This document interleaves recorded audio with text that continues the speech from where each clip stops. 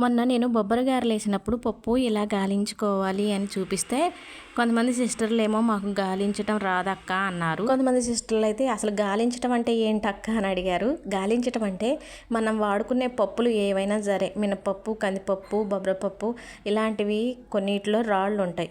ఇప్పుడు నేను చూపిస్తున్న నువ్వుల్లో అయితే నల్ల నువ్వుల్లో మరీ ఉంటాయి అన్నమాట. గాలించటం అంటే ఒక గిన్నెలో మనం తెచ్చుకున్న పప్పులు ఏమైనా పోసేసి నీళ్ళు పోసేసి పక్కన ఒక గిన్నె పెట్టేసుకొని గిన్నెని కదుపుతూ ఉన్నామనుకోండి, కొంచెం చేత్తో ఆడిస్తూ ఉంటే పప్పులేమో పైకి వస్తాయి, రాళ్ళు మట్టి ఏదన్నా ఉంటే అడుక్కుపోతాయి. ఇక్కడ నేను ఒకసారి గాలిచ్చినప్పుడు రాళ్ళు వచ్చినాయి, రెండోసారి గాలిచ్చినప్పుడు మట్టి వచ్చిందండి. నువ్వుల్లో ఎక్కువ మట్టి ఉంటుంది చూడండి. ఈ విధంగా ఇది గాలించడం అంటే తెలియదన్నారని ఈ వీడియోలో చూపించాను. ఇలాంటి పనులు మన అమ్మమ్మలు, నాయనమ్మలు, అమ్మలు బాగా చేస్తారు. నేనైతే వాళ్ళ దగ్గరే నేర్చుకున్నాను. చాలామంది అంటారు ఇప్పటికీ నాకు గాలించడం రాదని.